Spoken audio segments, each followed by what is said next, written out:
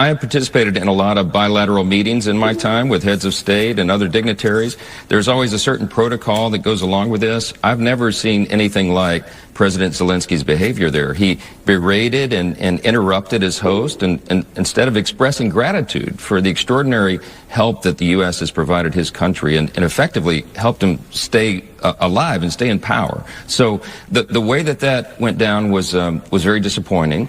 I hope and pray, frankly, that President Zelensky will come to his senses, come back to President Trump, express gratitude as he should, apologize for his behavior there, and accept this mineral rights deal, because that is the best way for us to get to a point of peace over there in that region, and it's in the interest of both countries. Want to really see something that said, take a look at what happened.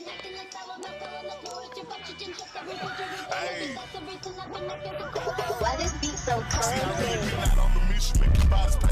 We will make America proud again. When you try to kill our citizens, we will make America wealthy again. And yes, together, we will make America great again. But oh boy, they've been posting clips about this for the past hour, and it's just, I don't understand why we go on the MSNBCs, the NBCs, the ABCs, the CNNs, the MSNDCs. I just don't know why we continue to go on here. Why we continue to waste time. You know, and all they're going to do is get shut down, humiliated. This lady's going to twist his words. This activist, not journalist, not activist. This woman said, did President Putin win? Is Trump Putin's lapdog? These people are ridiculous, man. And just twist his words. This is why the media sucks, and why people have lost trust and have turned the TV off, and you guys' ratings suck and have tanked. But Speaker Johnson, let's do it. Again, Mike, we almost walked you out with that Diet Coke in your hand. We ain't forgot, Mike. So we advise you to stay sharp, sir. Continue to stay sharp and have a backbone. Keep that backbone, Mike, because we were this close to walking you out, sir. Yeah. Zelensky sent there like a little boy, like a little kid, came in there for a check, and wham, he got hit with that belt. A reality check. Daddy's home. A new sheriff is in town. Now, if y'all don't like it, take your butt down there. Send your paycheck down there. And I believe every taxpayer ought to be sent a refund with interest, something, a reimbursement, something. It's been a theft, fraud, abuse, people with their hands in the cookie jar. The American people spit on.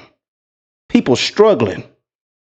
Come last, left in the dark, no transparency. The times is changing. And we getting that right now, baby. Let's get into this. Let me stop all this yapping and talking. They say, Rick, sir, Rick, stop all the talking, sir. Just get into the video, sir. Stop all that talking. But let's get into it.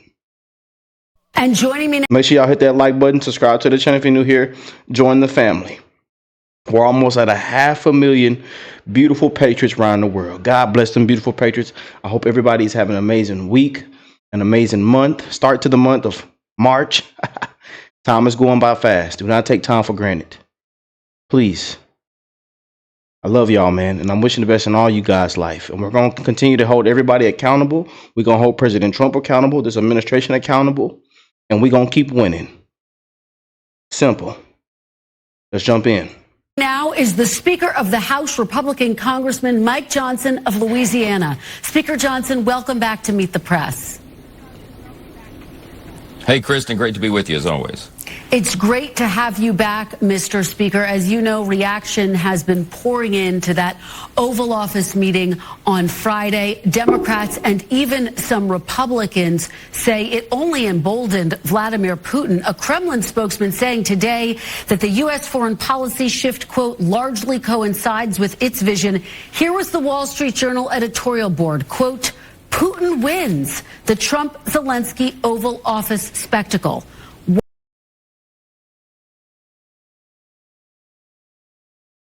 You know,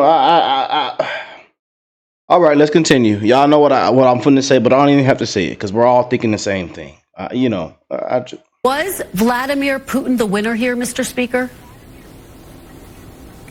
No, he wasn't. Listen, I have participated in a lot of bilateral meetings in my time with heads of state and other dignitaries. There's always a certain protocol that goes along with this. I've never seen anything like President Zelensky's behavior there. He berated and interrupted his host, and instead of expressing gratitude for the extraordinary help that the U.S. has provided his country and effectively helped him stay alive and stay in power. So the way that went down was very disappointing. I hope and pray, frankly, that President Zelensky will come to his senses, come back to President Trump, express gratitude as he should, apologize for his behavior there, and accept this mineral rights deal, because that is the best way for us to get to a point of peace over there in that region, and it's in the interest of both countries. Well, I want to play you what you said almost a year ago when you argued in favor of sending more aid to Ukraine. Take a listen. I believe Xi and Vladimir Putin and Iran really are an axis of evil. I think they're in coordination on this. I think that Vladimir Putin would continue to march through Europe if he were allowed. I think he might go to the Balkans next. I think he might have a showdown with Poland or one of our NATO allies. To put it bluntly, I would rather send bullets to Ukraine than American boys. Mr. Speaker, do you still believe that Ukraine is an ally? Stay sharp, Mike. Stay sharp. Because we almost walked you out, Mike. We almost walked you out, Mike. We ain't forgot. Them Patriots have not forgot, Mike. We almost walked you out, sir. And you had that Diet Coke in your hand. And we was on your lunch break. We was finna walk you out on your lunch break, sir. We advise you to stay sharp. Ally who the United States should support over Vladimir Putin and an axis of evil? Yes, it's pretty absurd for anyone in the media or Democrats to somehow proclaim that President Trump, the White House, or Republicans in Congress are on Putin's side. It's a joke. We understand that he is a dangerous adversary, and he is the one that provoked the war. When we did the aid to Ukraine a year ago, the entire point of that, and I was consistent from that moment until today, the whole point was to position Ukraine for peace talks, to make sure that they could hold the line until President Trump returned to the White House, which we knew was going to happen.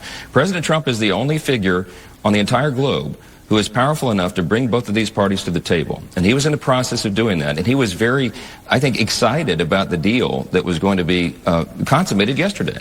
But President Zelensky went in and blew it up. And it is such a great disappointment for everyone. We need to get him back to the table. We need to get Ukraine to express gratitude, of course, for all that we've done for them. But to bring an end to this conflict, it is in America's interest to get this done. And it is certainly, obviously, in Ukraine's interest and all of our allies in Europe and around the world. But Mr. Speaker, you're saying that we all know that Putin provoked the war. Actually, President Trump said that President Zelensky provoked the war. The week started with the U.S. siding with Russia and North Korea at the UN, refusing to condemn Russian aggression in Ukraine. It ended with this Oval Office confrontation with Zelensky. Is President Trump realigning the United States with Russia here? No, President. Oh, my God.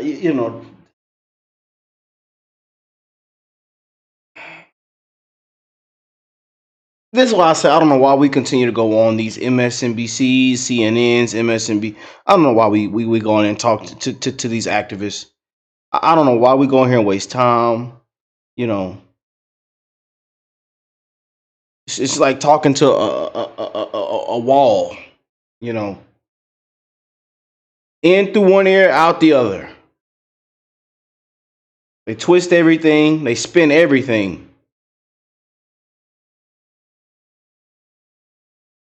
And they're just going to continue to drag Trump and MAGA through the mud any way they can.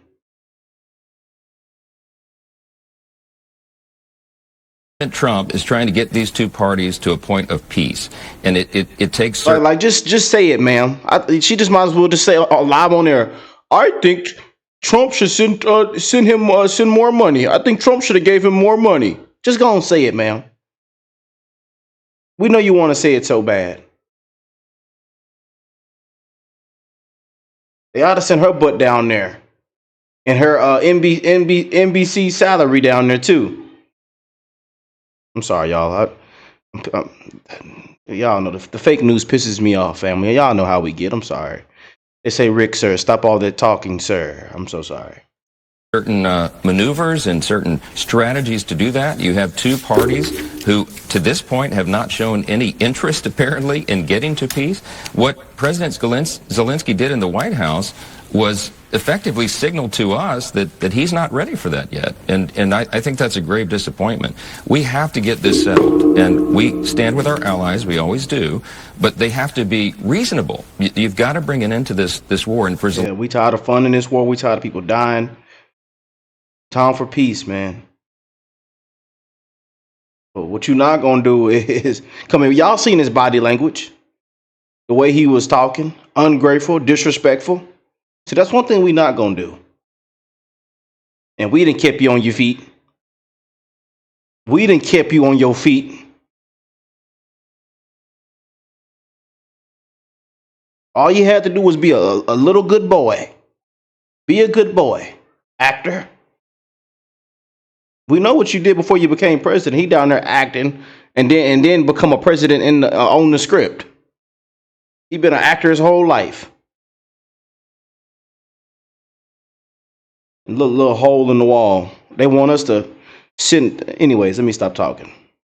Zelensky to come in and make demands that he wasn't even making a year ago, I think shows that his priorities are in the wrong place. And I certainly hope that he will come back to his senses. President Trump has been very clear about this, that if he is ready for peace, then we can negotiate a deal. And Kristen, this mineral rights deal is a win-win for everyone. It will give us access to rare earth minerals that we need, and it will provide a level of security for Ukraine. They will effectively be in an economic partnership with us after that point, and we will definitely always defend our interest and our investments. Russia knows that.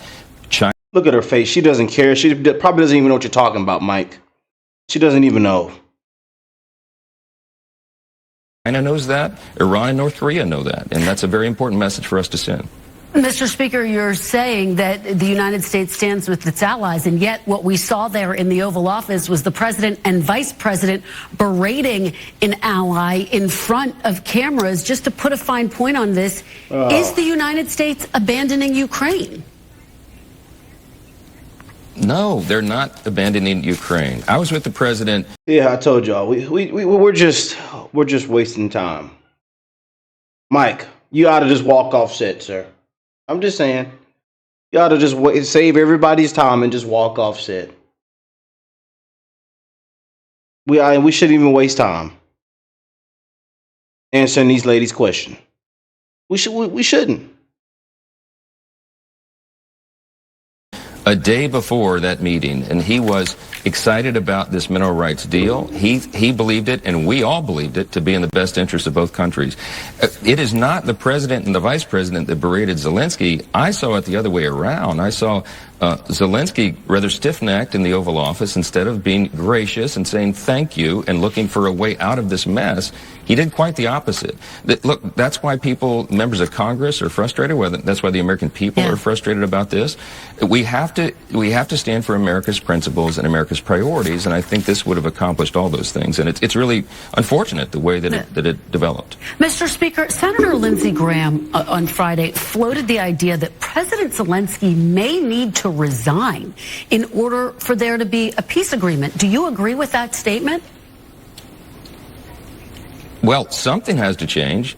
Either he needs to come to his senses and come back to the table in gratitude, or someone else needs to lead the country to do that. I mean, it's up to the Ukrainians to figure that out. But I can tell you that we are re-exerting peace through strength. President Trump has brought back strength to the White House. We knew that this moment would come. We worked hard for it to come, and now it's here. But we need these parties to go along with this. And we need President Zelensky to do what is necessary. This war has drug on far too long. He's lost hundreds of thousands of people, including women and children.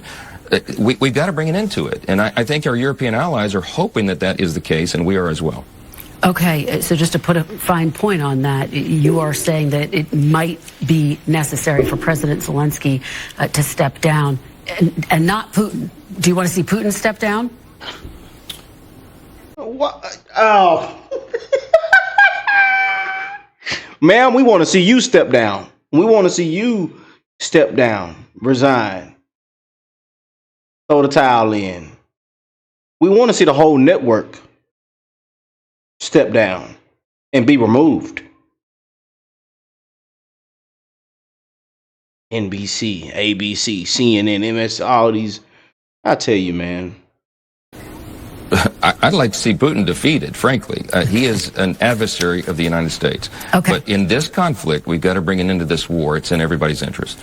All right. Well, I do want to talk about the big budget bill that passed through the House. Your plan calls for almost $900 billion over the next 10 years in cuts from the Energy and Commerce Committee. As you know, it's going to be nearly impossible to reach that level of cuts without touching entitlements. I know you have been asked this before, Mr. Speaker, but I need to get you on the record here again. Are cuts to Medicaid, Medicare, and Social Security off the table? I mean, Yes, and don't take my word for it, Kristen. Go do a word search. they don't do any searching, researching. They don't look through nothing. They just, again, wipe Trump, wipe MAGA, wipe them through the mud. They're going to do this. They're going to take away your rights. Project 2025. They're going to take away this. They're going to take away that. They're going to cut this.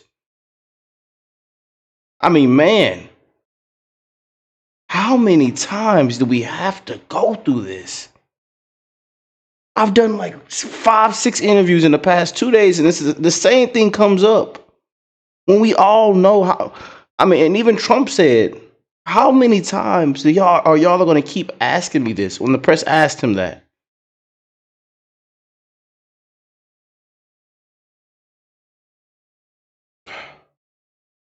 This is why the media sucks, man. This is why. Of the budget resolution that we passed on Tuesday, there is not one mention of Medicare, Medicaid, or Social Security. It's not in the bill because we haven't set the policy. What we're trying to do is get America back on sound fiscal ground. We have a $36 trillion federal debt and ballooning deficits. The Republican Party is the party of fiscal responsibility. The American people want us to review the expenditures of the country and get our fiscal house in order, and that's what we must do. At the same time, we've got to extend the Trump-era tax cuts so we can make sure that every American does not receive the largest tax increase in U.S. history at the end of this year. We have very serious work. We can do both of those things simultaneously and not affect benefits for anyone who relies upon those and is eligible to receive them. President Trump's been crystal clear about this, and we have as well. But in those programs, you have lots of inefficiencies. In Medicaid, for example, there's an estimated $50 billion a year that is lost in fraud alone. We've got to clean that up, and the people want us to do it. That's what we're talking about, ensuring efficiencies, ensuring that the programs are strengthened so that they can remain solvent and help the people they're intended to help. So you say there won't be any cuts to entitlements, but on Friday, Elon Musk, who President Trump has, of course, put in charge of making cuts all across the government, called Social Security, quote, the biggest Ponzi scheme of all time. Mr. Speaker, is that a sign that Social Security is Elon Musk's next target? Oh. No, well, I've met with Elon about this multiple times. We meet late into the night in his office, and we've looked at that. What he's finding with his algorithms crawling through the data of Social Security system is enormous amounts of fraud, waste, and abuse. So it's People are 300 years old in there. 150, 170, 180 years old. There's so much fraud. So much corruption, man. And this lady gonna point out an Elon Musk tweet. Y'all, man, this is why people tune out of this crap, man. I tell you, this is why. This is why. The media sucks. Nothing else to run on. Nothing else. It's a target. And we need it is to target a target. that. The American people want us to.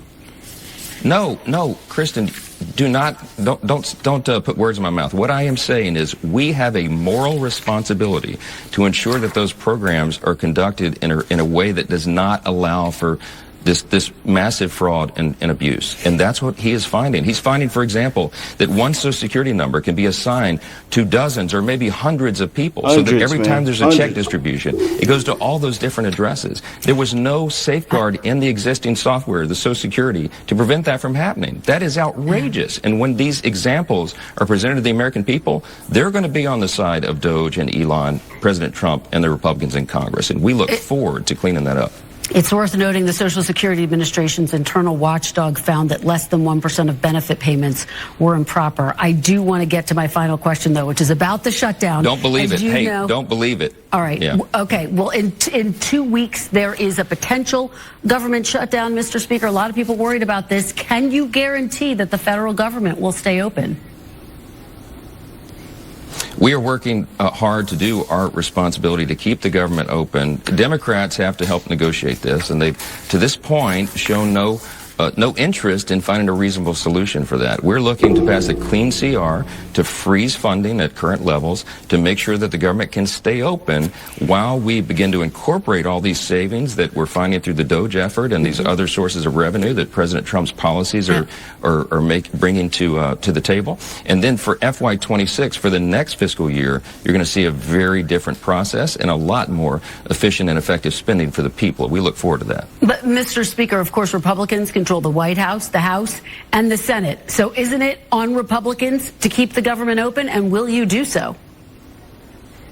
Thank you for telling us, ma'am. Well, government funding is always bipartisan. You have to have partners on both sides of the aisle to do it, and we need our Democrat colleagues to come to the table and be reasonable about that. They want to use government funding as some sort of weapon against President Trump and his administration, and that is not the way this is supposed to work. Republicans are going to do the responsible thing. We're going to do our duty and keep the government open, and we're working in good faith, negotiating in good faith with our colleagues in Congress to get that done, and I hope everyone will come to the table and do their job.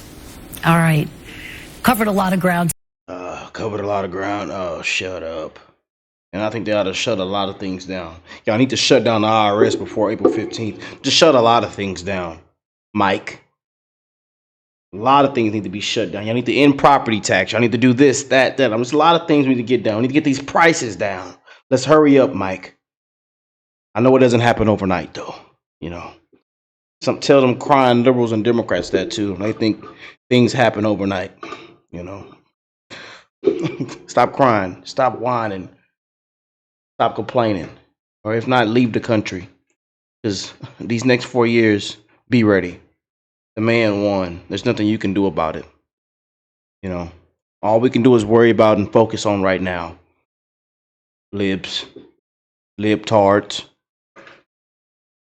We need to get this thing done now, man. We got to get this. We got to get peace. You know. But ain't nobody, the people are done funding this war, man. People are sick. People dying, man. Sick of all this corruption. There needs to be audits with a lot of people, members of Congress. We need to just go down the list. You know, there needs to be way more audits going on. There needs to be people arrested. Put your hands behind your back. People need to be held accountable. There are criminals walking around smiling right now. But anyways, y'all, I've said enough. I've said enough. Let me know what y'all think of this. NBC ought to be ashamed of itself. This lady is an activist, putting words in his mouth. You know, can't tell the truth. Fake news. They ought to shut it down. And I'll catch y'all on the next one. Peace and love, family.